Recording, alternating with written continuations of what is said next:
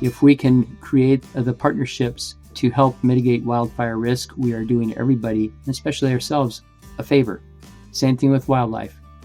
It's hard to look yourself in the mirror if you're not doing right by wildlife, and wildlife conservation makes wood an even better choice, because as you're using it, you know you're doing something good for the future of wildlife conservation. Welcome back to the On Land Podcast, the show about the people shaping the future of the American West. Today, Western Landowners Alliance CEO Lesli Allison sits down with Dave Tenny, the founding president and CEO of the National Alliance of Forest Owners. Dave and Lesli dig into the recent federal directives on timber production, wildfire risk, the role of private forests in wildlife conservation, and why sustainable forestry is becoming such a critical piece of the carbon economy. This episode really pulled back the curtain for me on the modern timber industry, how it's evolved, and how private forest owners are stepping up to tackle some of the biggest conservation challenges of our time. Whether you're a landowner, land manager, or simply care about the future of the West, there's a lot to take away from this conversation. This is On Land. I'm Zach Altman, and here's Dave Tenny and Lesli Allison. Dave, I am so excited to welcome you to this show today. Thank you for joining us for this podcast, and we have a lot to talk about. Yes, we do. And Lesli, I'm delighted to be with you. Enjoyed our friendship and our experiences for many years. I'm happy to be with you and all of your listeners.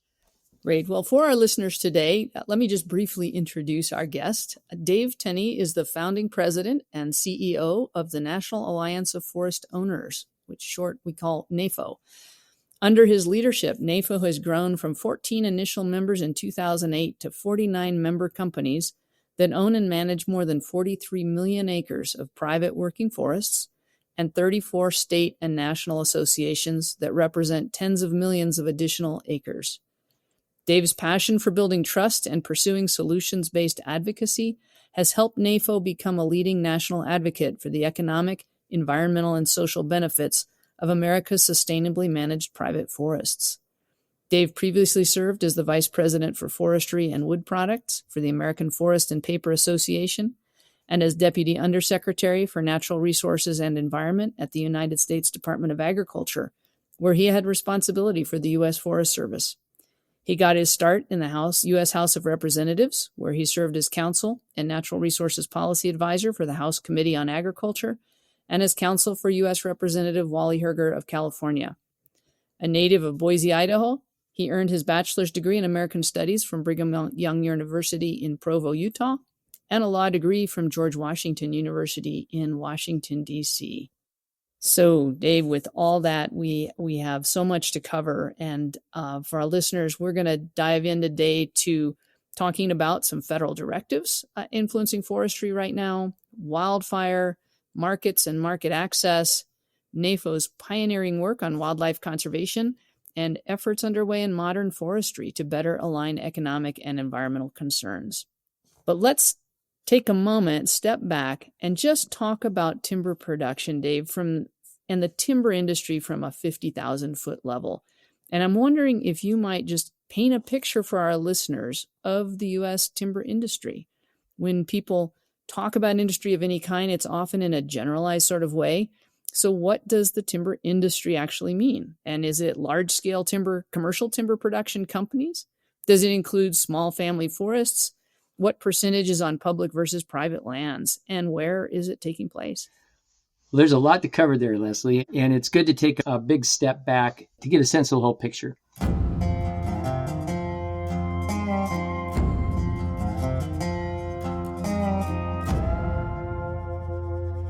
In the United States, we have about 760 million acres of forests.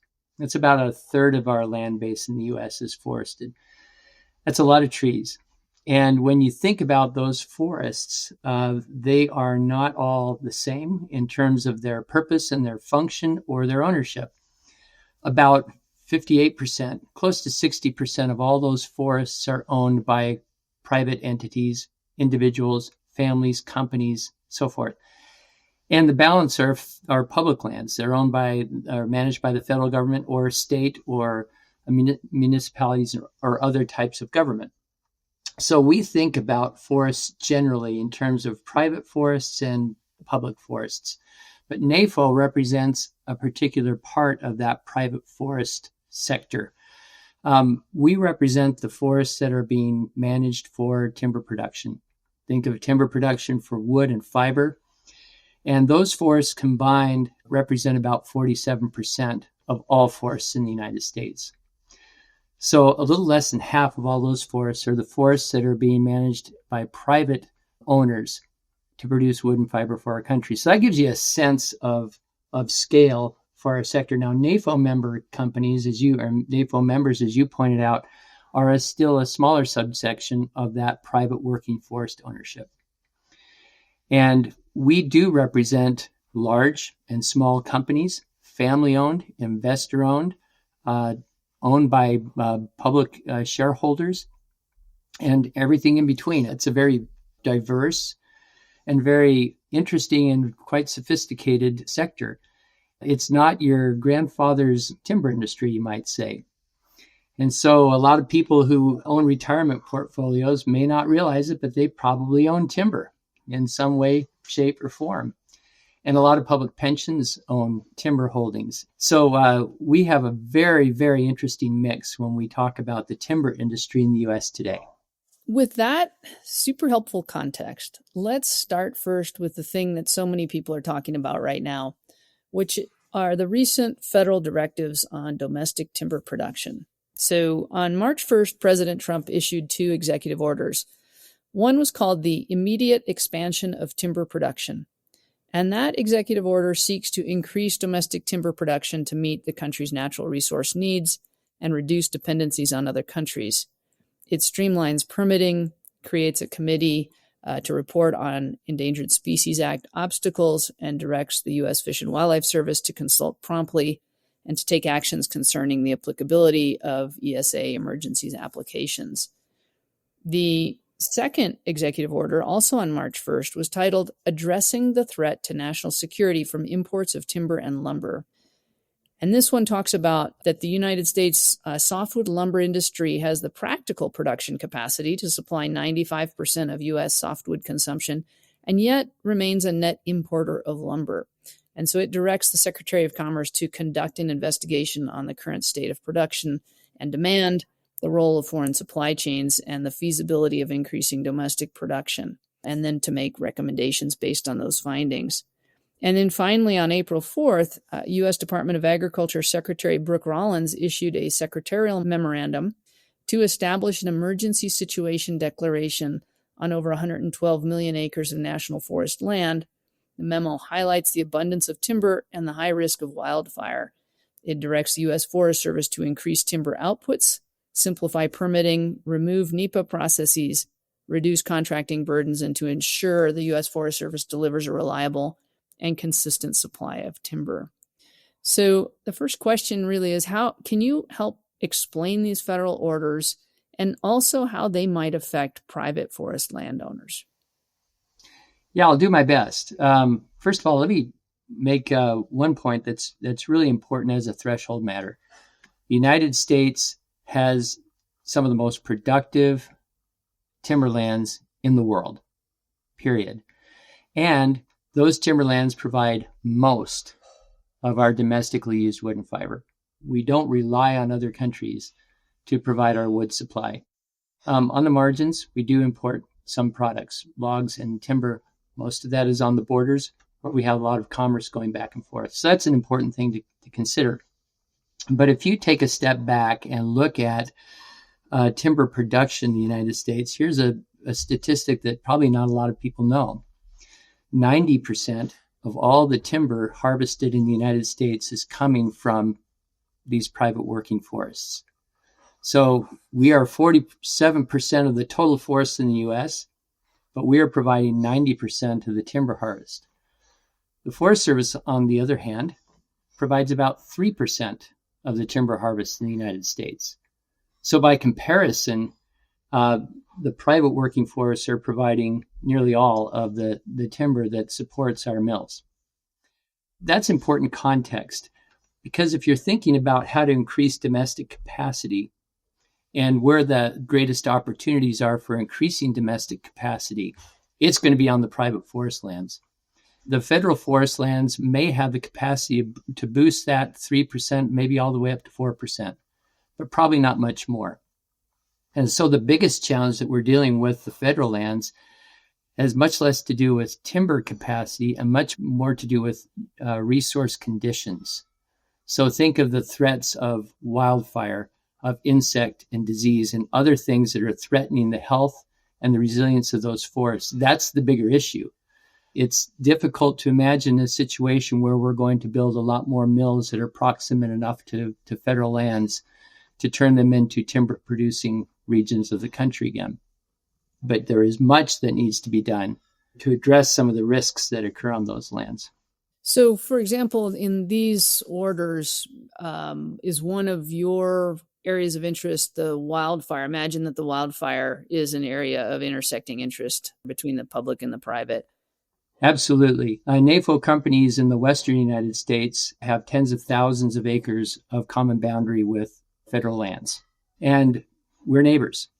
And so we have to behave like neighbors. And when there's a risk on one side of the boundary, there's a risk on the other side of the boundary. And for us, it's about addressing that risk and behaving as good neighbors. So when we look at these executive orders, the first thing we see is an opportunity for partnership to address the wildfire risk across landscapes and across boundaries, and especially across those shared borders. The second thing we see is that as we're doing that, we recognize that the President of the administration, the Secretary of Agriculture, wants to increase our domestic capacity. And I'll talk about that first, and then we'll talk about wildfire second. And I'm going to tell you a story about two guys that decided they wanted to get into the watermelon business. So they grew a bunch of watermelons, and they got a truck. And they put their watermelons in the truck and put a sign along the side of the road that said, "Watermelons for sale." Well, they weren't getting any customers. So they concluded, well, the thing we need to do is to grow more watermelons, right? You see the problem. Yeah. We have an abundance of timber in the United States. And the imbalance we have right now is that we have more timber than we have markets to use that timber. So the issue that we need to address is not how to increase the timber supply. It's how to increase the market demand. The most important market demand for timber in the United States is housing. So we want to address the capacity or our ability to grow more and harvest more timber and use it in more products. The very best and first thing we should do is address housing. Affordable housing is really important. It's expensive to buy and own a home these days. And so whatever policies we can advance to help with that, to advance housing, the more we are going to benefit our forests and our forest resource capacity.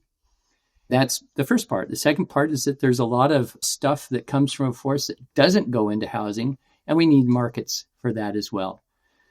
Think of all the things that you can do with that underutilized wood that would be helpful, whether it's producing energy or fuels or bioproducts like biochar or bioplastics.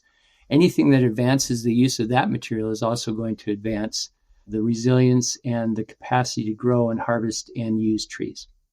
Great. Thank you. I think that's really helpful for people to be able to connect those dots, the markets, and then this affordable housing issue, which is really a crisis, all over the West. I don't know how many people really understand the difference between publicly managed forests and then private commercial timberlands. The management on the private land is considerably more intensive than on the public lands because these are, in fact, farms, right? They're in business to produce a specific set of products. And yet these lands are also delivering many environmental values, from sequestering carbon to providing wildlife habitat. And in fact, NAFO and your members have been pioneering some new approaches to wildlife conservation that are really exciting. And so I want to ask you to tell us a story about how your wildlife conservation initiative came about. But just sort of, again, connecting the dots here, we've got a wildlife component, we've got a carbon component. The way these lands are managed really serves multiple purposes, and helping people understand the differences in how they're managed is really helpful. Well, let's take a step back and talk about the differences in management. And then let's talk about wildfire and then wildlife. And then those will help us talk about carbon too, because they're all connected. You mentioned that private working forests are like farms. They're like farms in that they are privately owned. And that's probably the only similarity. Most farms are growing an annual crop. A private working forest is growing a forest. So we don't look at things in terms of annual growing seasons. We look at things in terms of rotations of forests. So how long does it take to grow a forest? And at what point does that forest become mature enough for harvest? And then how do you approach the replanting and regrowth after that? So we're talking about time horizons of anywhere between 25 and 75 or 80 years. That is a long investment horizon. And in that horizon, a lot of things happen. And a lot of those things have a great deal of impact on the environment. Think of all the things that you associate with trees. Water, wildlife, air quality, recreation, all of those things are happening in these forests as they are growing during that rotation period. And so for us, we have a responsibility in our stewardship to manage these forests sustainably so that they provide all these benefits. We have a little saying in NAFO, and that is that healthy markets, so that is the markets for housing and for other types of wood products that we all use every day, healthy markets provide clean air and clean water and wildlife habitat and good paying jobs in rural communities. And it's that middle section, the air, the water, and the wildlife, that really is the foundation of our environmental stewardship. And so anything that we do on the land as a stewardship ethic for NAFO members has to benefit those three areas that we know are important to everybody. And so let's take a step back and look at wildfire. What happens when we have severe wildfires? It affects our air, it affects our water, and it affects wildlife habitat. It touches every one of these foundational priorities and cultural values for NAFO members. And so we as a priority are addressing the wildfire risk as good neighbors with the Forest Service. And I'll give you two examples so that you can get an idea of how this works. We want to suppress wildfire so it doesn't get out of control. So we have an agreement in place between NAFO's members in the West and with the Forest Service, and it goes something like this. If a wildfire breaks out on National Forest System land adjacent to a NAFO member's land, we will fight that fire and suppress it on initial attack, meaning the first ones to get there and the first ones to put the fire out. And so as a good neighbor, we'll do that for the Forest Service for free. Now that requires a lot of things. It requires good communication. It requires proper training. It requires safety. It requires the equipment. But one of the benefits of our member companies is that we have the capacity to do that. We have those resources. And we want to make those resources available because it will benefit the federal land and it's also going to benefit us. So that's example one. Example two is what can we do ahead of time to reduce the risk of severe wildfire? And our agreement with the Forest Service on that front has to do with what we call cross-boundary fuel breaks. I think your listeners will probably know what a fuel break is. Everybody has probably seen one. But just in case, it's an area where we have thinned the forest significantly so that the fire will die down and drop to the forest floor, or it's a place where we can safely fight fire. And so what our member companies have now agreed to with the Forest Service is that as we build fuel breaks on our land and as we plan for those fuel breaks, we will extend those fuel breaks onto neighboring federal land, onto National Forest System land, and we will do them for cost. Now that's a big concept, and here's why that's such a big deal. Fuel breaks can be very expensive to do, and the Forest Service contracts to do fuel breaks, they may be paying thousands of dollars an acre. When NAFO members create fuel breaks, they're doing it probably for hundreds of dollars an acre. And sometimes it's a little bit more, and sometimes it's a little bit less, depending on the topography and where you're doing the work. But if you look at the difference in cost between doing those fuel breaks for a premium or doing them at the operational cost of a NAFO member, That's a significant savings to the federal government. And so that agreement is in place as well. And we're in our second year of that agreement, and it seems to be off on the right track. Great. I want to jump in and ask you a question that I think is going to be on a lot of people's minds right now, particularly with the executive orders and the secretarial memorandum, which is what we're looking at is really releasing regulatory barriers to getting after reducing the fire risk on these forests and ramping up timber production. And we've talked a little bit about what ramping up timber production needs, which is market access. But the other piece of this that I think is worrying to people is, does this now mean that we're going to go into our national forest lands and implement forest management in a way that is not paying attention to some of these other environmental concerns? And so, for example, if you guys are doing a fuel break, that will look to a lot of people like a kind of a clear cut in a place that they might feel sensitive or concerned about. Dave, from the timber industry's perspective on this, when you guys are creating fuel breaks, doing these kinds of harvests, if these orders repeal the environmental regulations, what's to say these treatments are not going to be detrimental to other environmental values on the forest? I mean, I think that's what the public is mostly worried about, right? And you've heard a lot of outcry from environmental groups that this is just going to wreak havoc on our forests. So how are you guys thinking about that and taking care of those environmental values at the same time we're accelerating these treatments? Absolutely. It's a good question and an important question.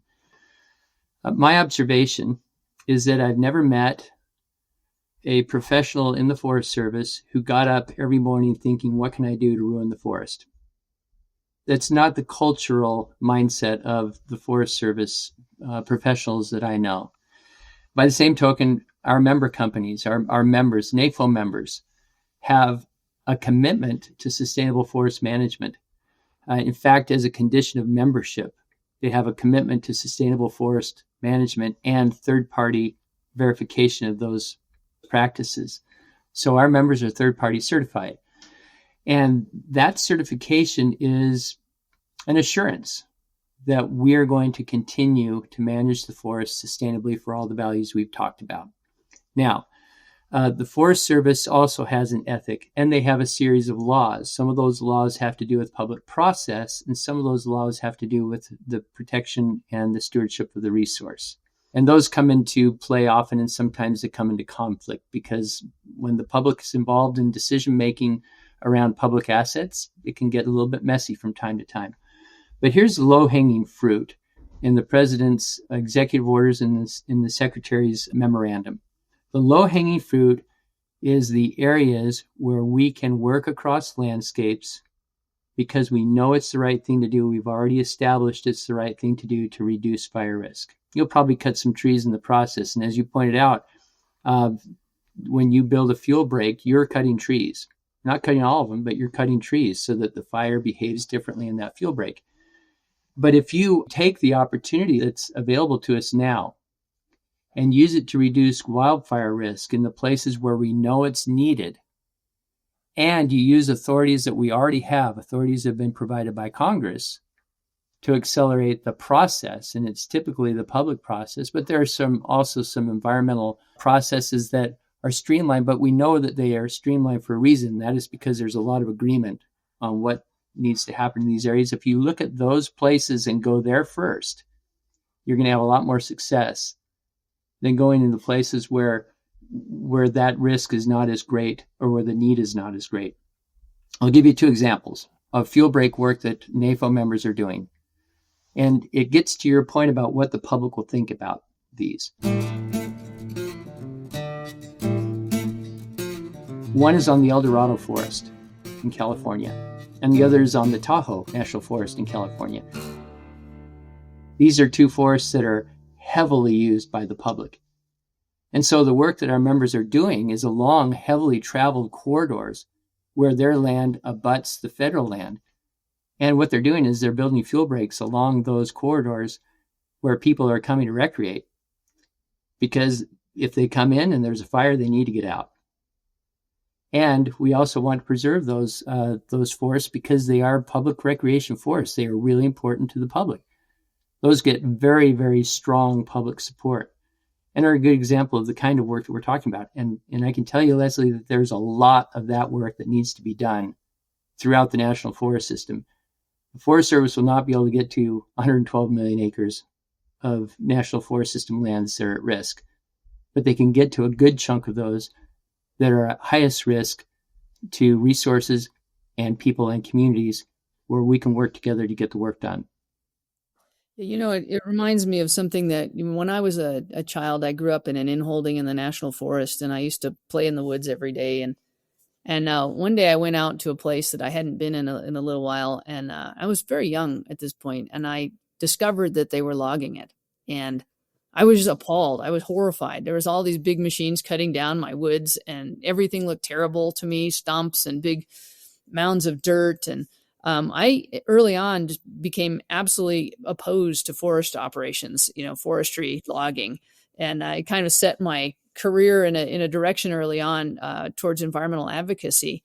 And fast forward through many life experiences, including managing a large forested piece of land, where I came to really understand the importance and the need for forest management. And so my perspective began to change with my experience on the ground. But then years later, I went back to the same place that had been logged at that time that had set me in that direction.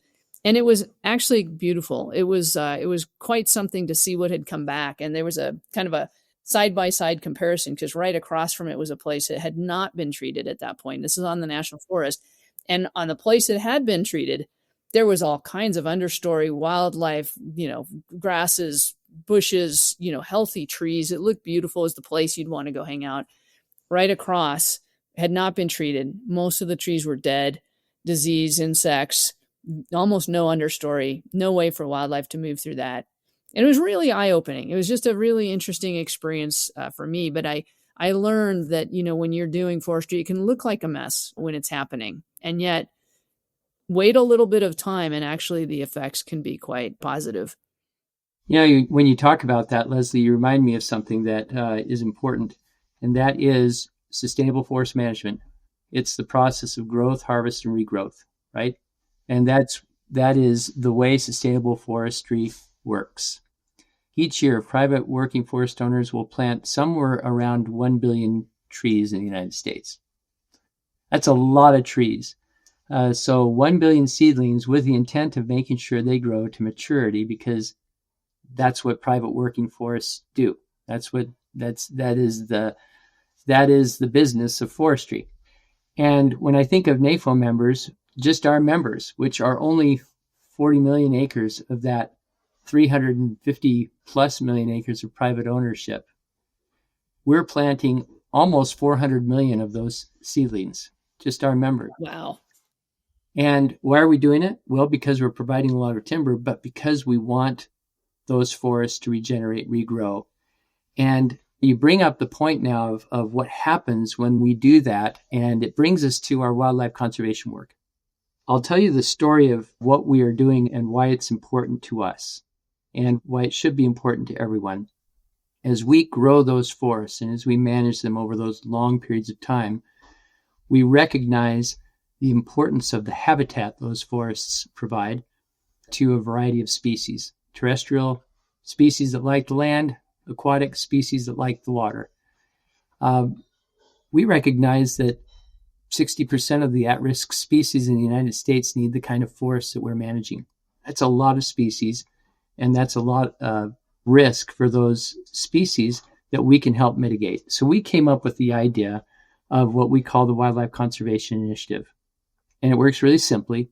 We went to the Fish and Wildlife Service and we said, here's what we would like to do. We would like to work with you to identify the most important species to you and to us. And then we want to conserve those species on our land. And we'll let you come on our land and look for them, and we'll work on it together, and we'll make sure those species are conserved.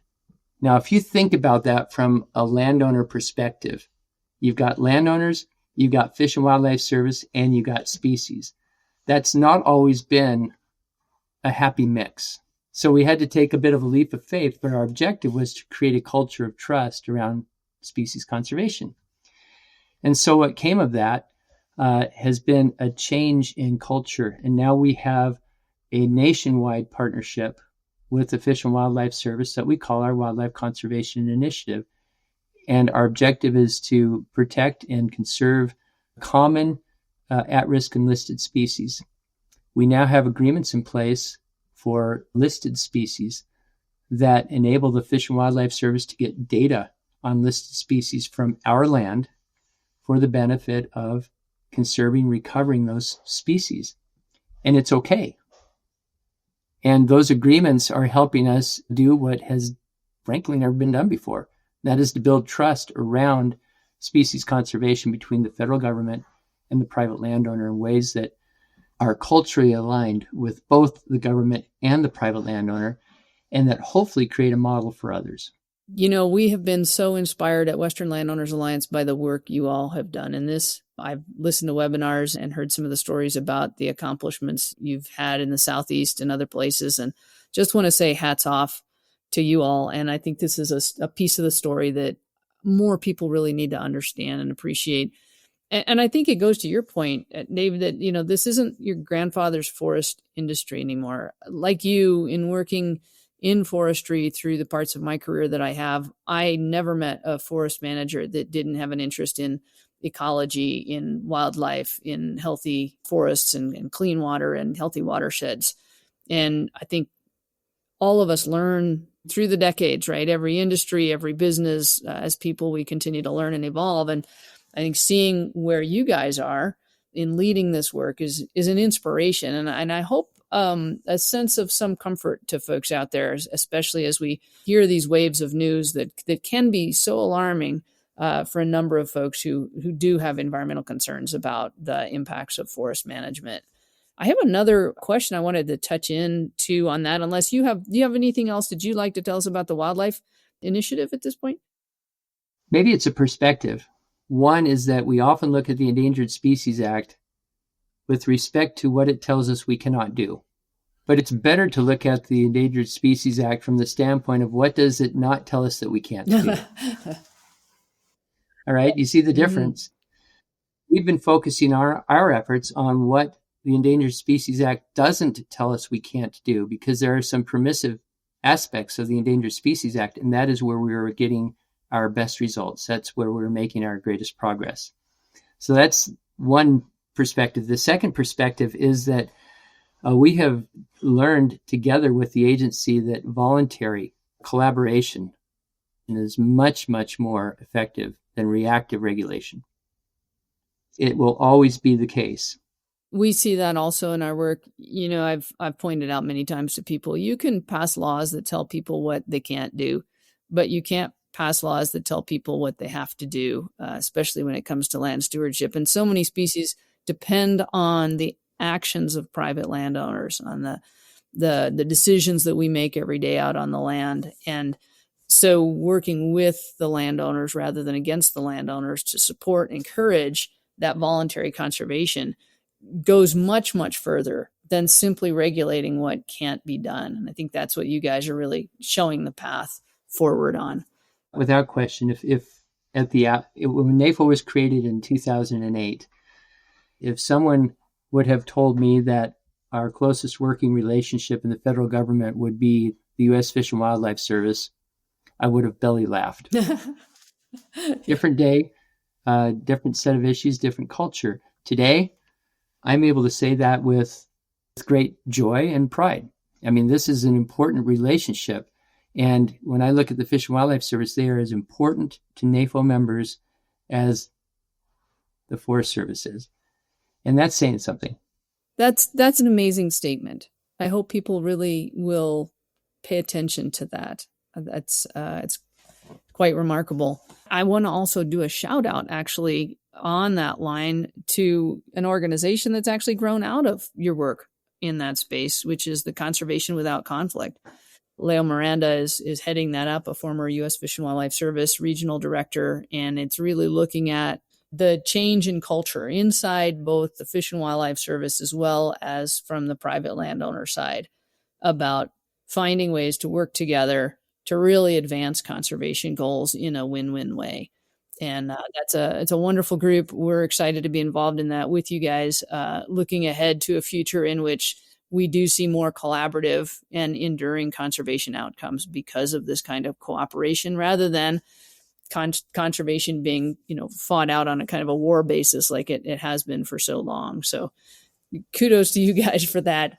And I do want to touch too also on carbon. Obviously, forest carbon is a big issue. Climate change has been a big area of controversy, but our landowners, our forested landowners and our membership are very interested in forest carbon opportunities. Some are already engaged in forest carbon transactions.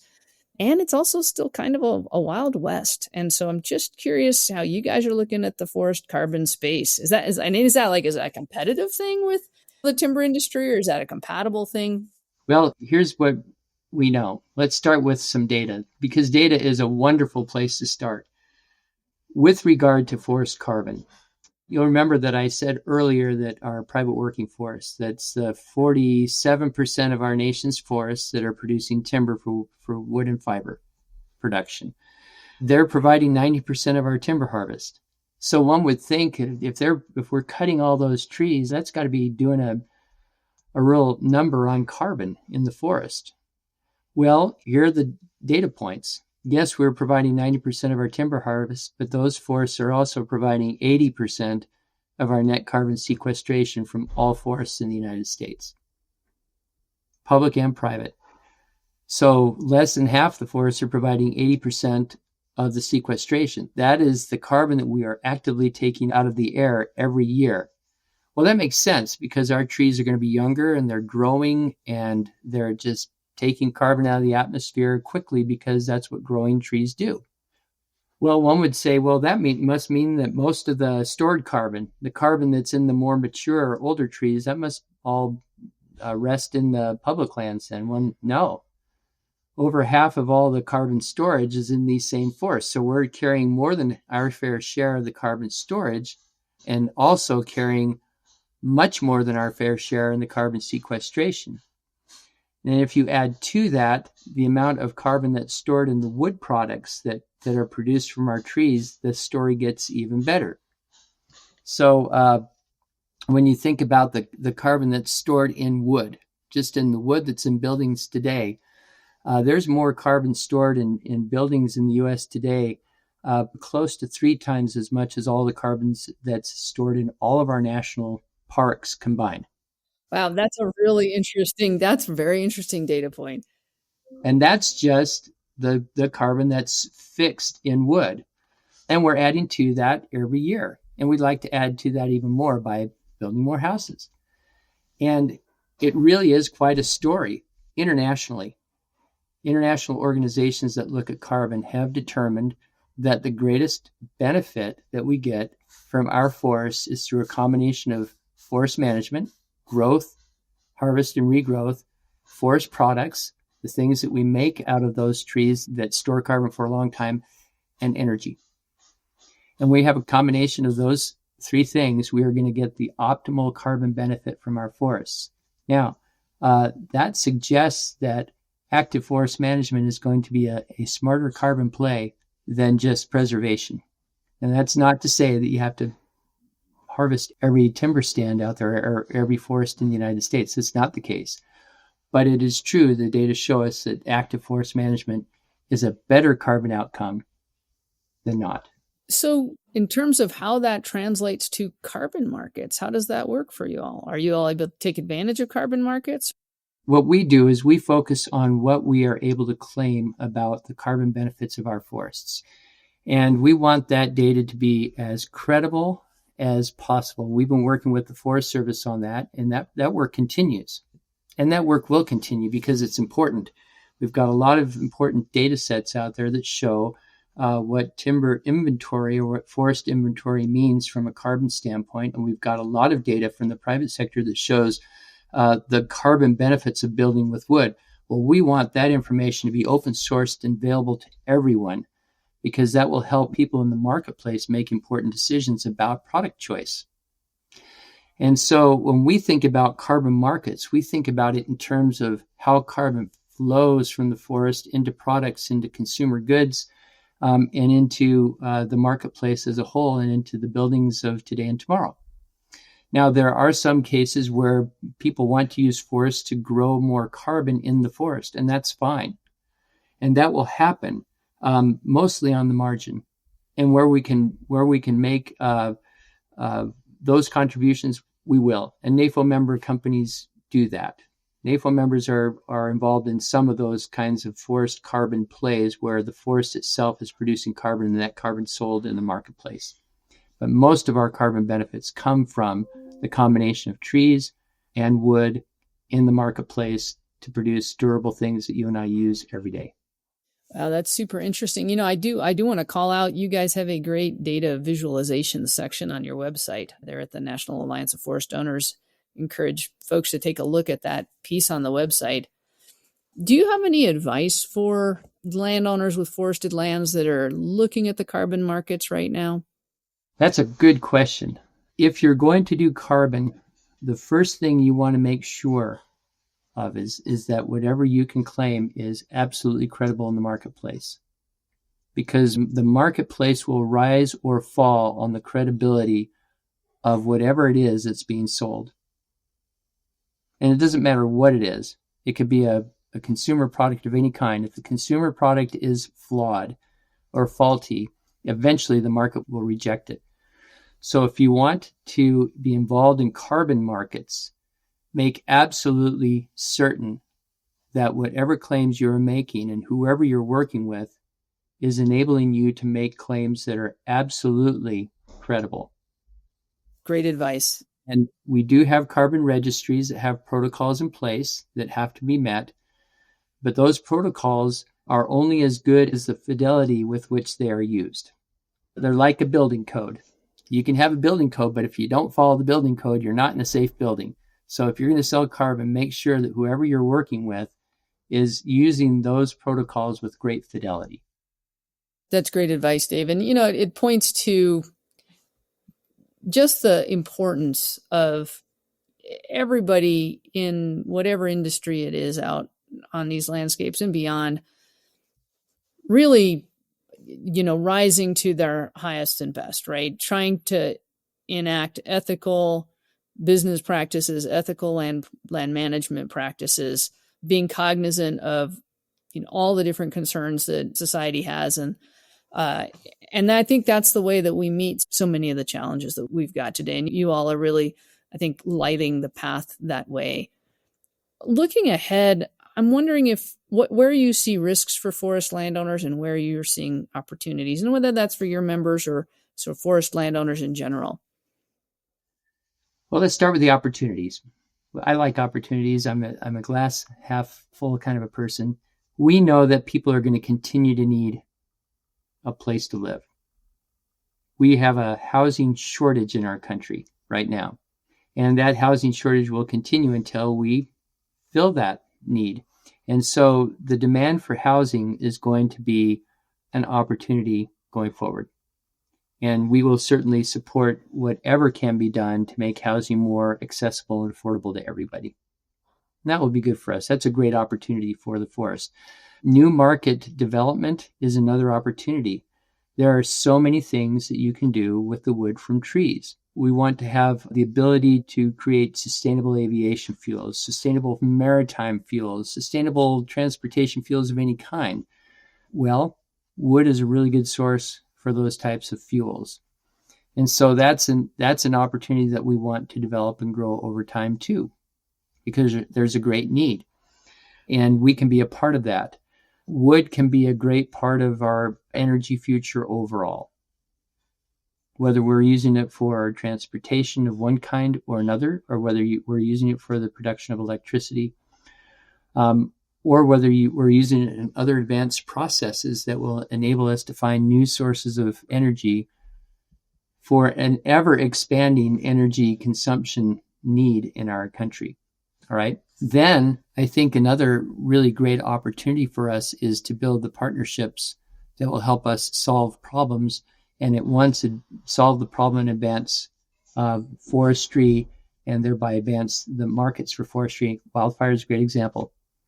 It's hard to sell stuff when it burns down, right? And so if we can create the partnerships to help mitigate wildfire risk, we are doing everybody, especially ourselves, a favor. Same thing with wildlife. It's hard to look yourself in the mirror if you're not doing right by wildlife, and wildlife conservation makes wood an even better choice, because as you're using it, you know you're doing something good for the future of wildlife conservation.